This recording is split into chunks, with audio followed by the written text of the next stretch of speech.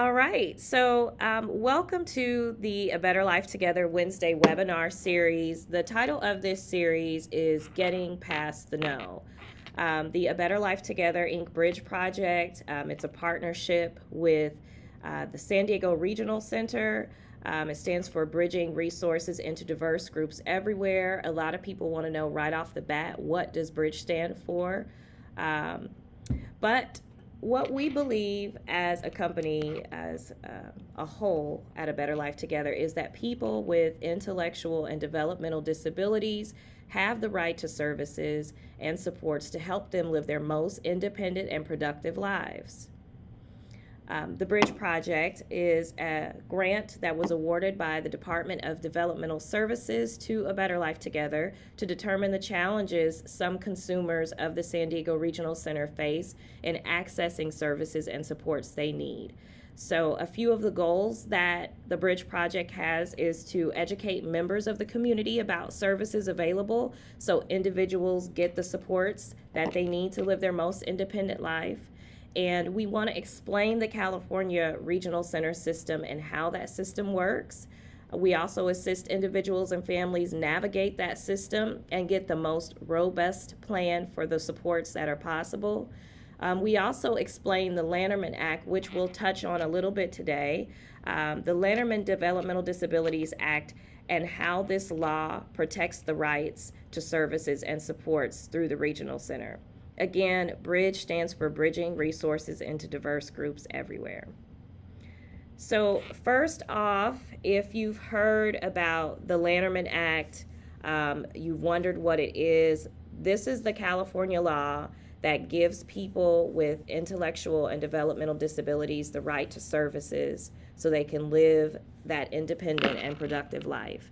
This act is a part of the California Welfare and Institutions Code, and the Regional Center is your starting point. A few things that the Lanterman Act does. It defines what your rights are. It guides how the regional centers and service providers can help you. It guides the services and supports that you can get. It tells you how to use the individualized program plan, also known as the IPP, to get the services you need. And it tells you what to do when someone says you can't get what you need. And it also allows them to have a voice in how they can make the system better. So what is the Regional Center? The Regional Center is the focal point for coordinating services for persons with developmental disabilities and their families. It's a state-funded, private, nonprofit organization that contracts annually with the state Department of Developmental Services, DDS, to provide services to clients. The San Diego Regional Center is one of 21 regional centers in California.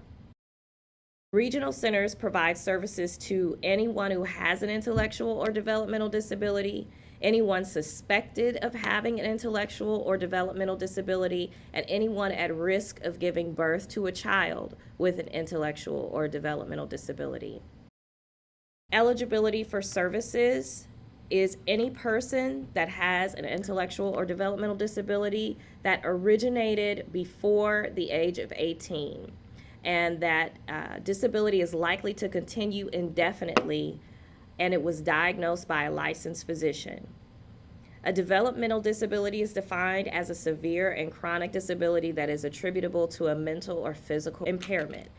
And these disabilities include intellectual disability, cerebral palsy, epilepsy, the autism spectrum, and other conditions that are similar to intellectual disability, those conditions that constitute a substantial disability in 3 or more of the following areas, which are communication, learning, self-direction, capacity for independent living, economic self-sufficiency, self-care, and mobility. Anybody who is a resident of San Diego or Imperial County is eligible for services if they're believed to have that intellectual or developmental disability. They can apply. The eligibility is determined based on social, school-related, medical, psychological information, and documentation provided by the potential client to the regional center. And the application process can take up to 120 days.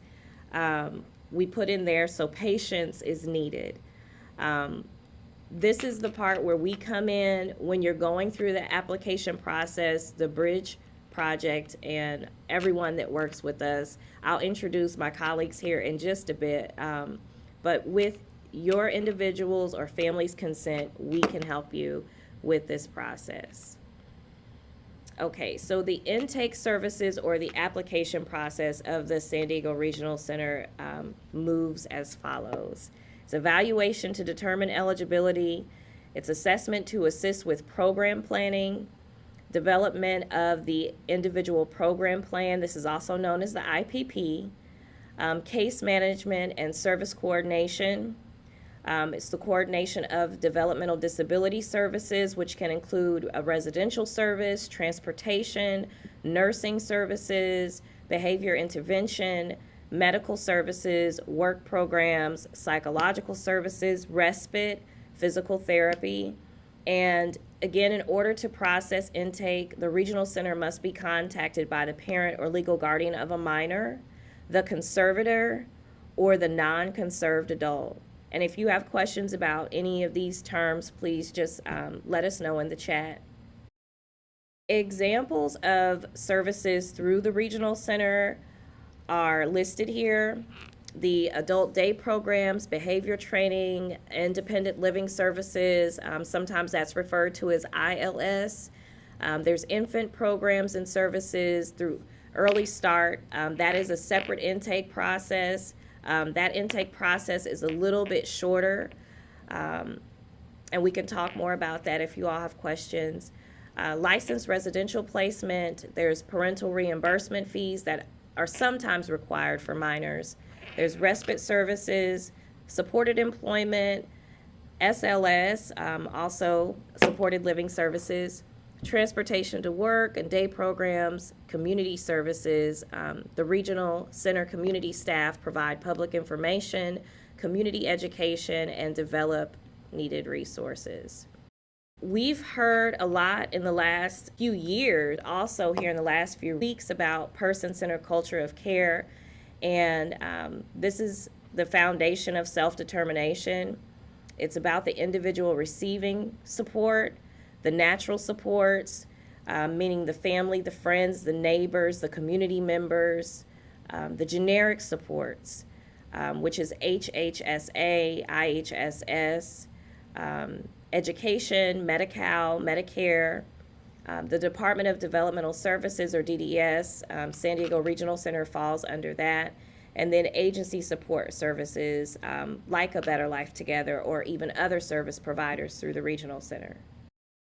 So this is kind of the way that that person-centered culture of care looks. As you can see, the individual with supports is in the middle.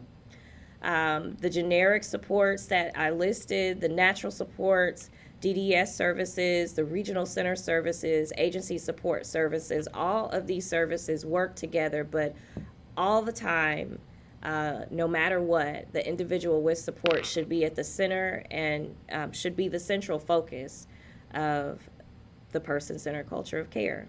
So according to the Lanterman Act, regional centers must find and identify people who may need regional center services. They evaluate people who apply for regional center services to decide if they're eligible. They refer people at high risk of having a child with intellectual or developmental disabilities to family resource centers for assistance with preventative services. They also coordinate services for all of their regional center consumers.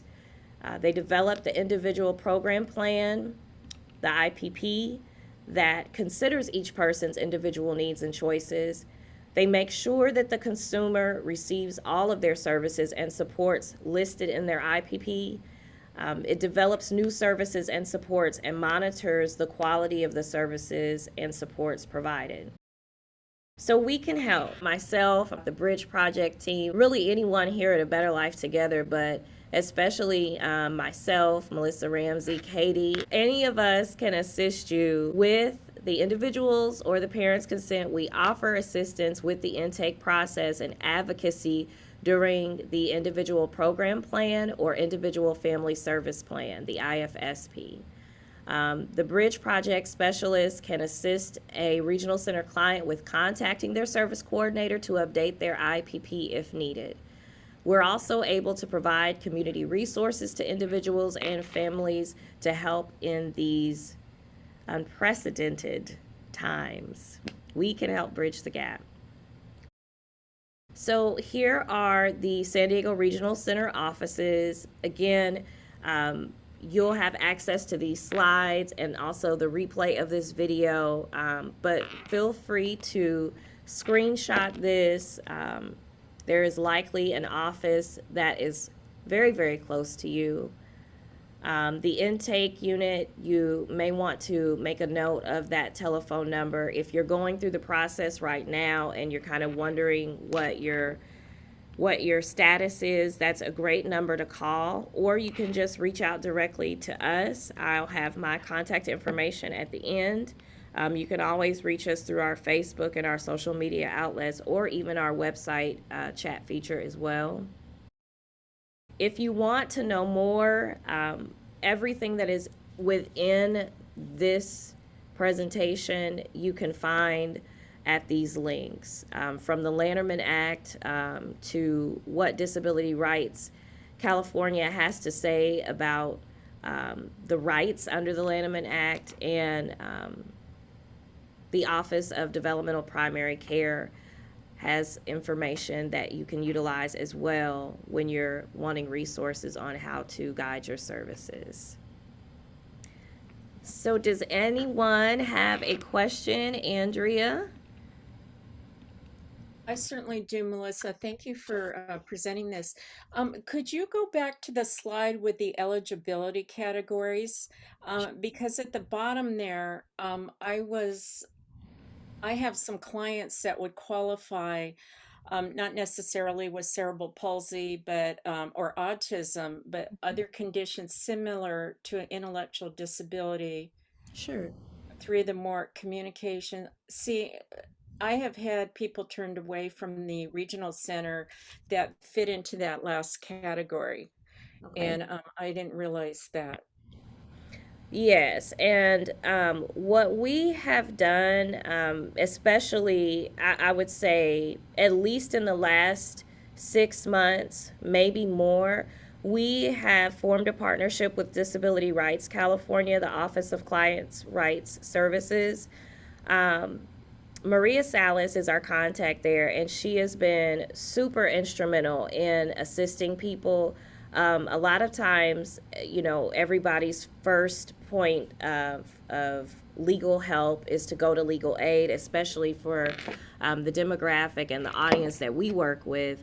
But Disability Rights California has been able to work with individuals who are facing challenges with getting services and supports from the regional center, in the educational setting.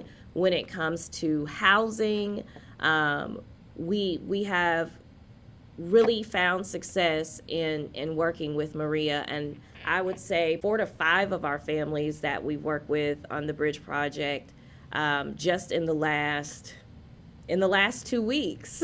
In the last 2 weeks, they've been assisting. So I'd be more than happy if, on the very last slide will be my information, but I can also type it into the chat for you, and I can just share her contact information. It's a very simple process. We call it a warm handoff, and she'll do an intake with you, and they get started working with you.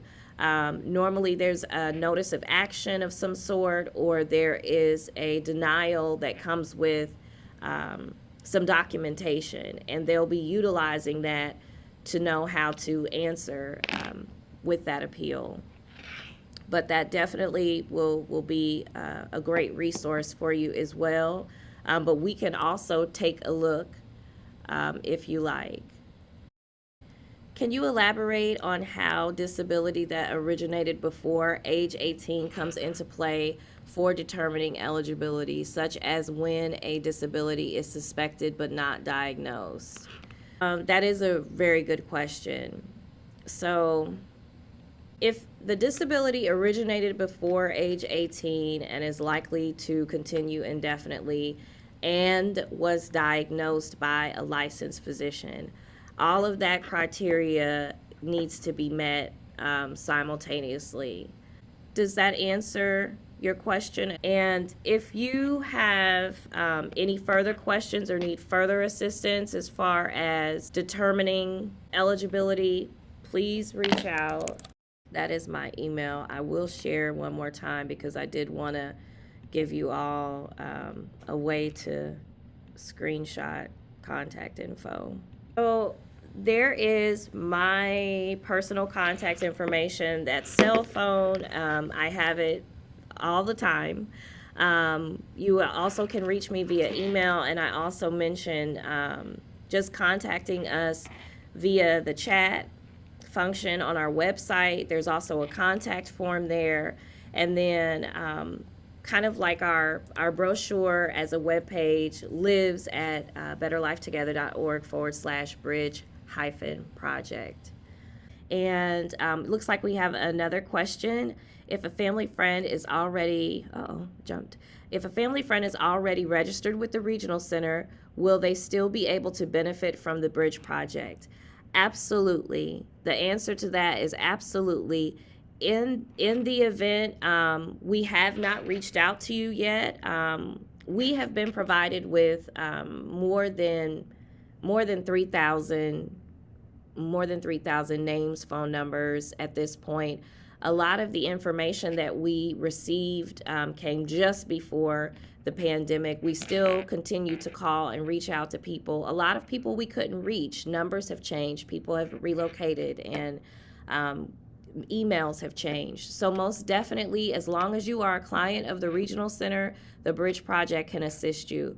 A lot of people, when we talk to them, they maybe have had a situation with a service coordinator previously, so they're looking to change service coordinators. They're looking to change their IPP. That is something that you can do at any time, and I think a lot of our Bridge parents and Bridge families think, oh, we have to wait till the service coordinator calls us, and we just talk to them once a year. It's not a situation where you should just be speaking to the service coordinator one time annually. You're able to call that meeting whenever you want. You're able to get copies of your documents whenever you want. You can make those requests whenever you want. And we're here if you need us to facilitate those conversations, if you want us to sit in on Zoom calls. We've done that not just for IPPs, but again for the educational setting for IEPs. When we've had families that are just going through the evaluation process, and we go to the results meeting so that we can kind of translate all of the terminology and the secret language that's being used in the evaluations in the IEP meetings. So we're definitely available to you as long as you're a client of the regional center. If you're interested in becoming one, again, we can walk you through that process as well. How much notice do you need before attending a Zoom meeting? For me to present somewhere else? You said that you'd be able to attend meetings with us. How much advance notice would you need? We would just need time to review documentation. And so I would hope about 24 to 48 hours. Do you have one coming up super, super soon? Yeah, actually, yes, this afternoon at 2:00. I didn't, I think everything would be fine, but I'm just making a lot of changes right now. Okay. So, yes, I do have one at, well, here's the thing. Well, if we invite you into an IPP meeting, how much notice do we need to give the other parties involved? I mean, because like with IEP meetings with the school district, I mean, there's rules about that. So in this instance, what's the how does that apply? Okay, so for the IPP meeting, we with the regional center, we would just need to fill out the authorization forms and have those back. That way they know that they can talk to us and that we can talk to them. So the service coordinator would need to have that authorization form on file. For Okay. the IEPs, I know just from personal experience, and I'm kind of still learning this part, depending upon the district, or whether it's a charter, it should be the same, but you just have to give them some prior notice and tell them who the person is, and you can list our name and our title. Um, I wonder. I've never Okay. done it the same day. I've always been like looped into emails prior to, but Yeah.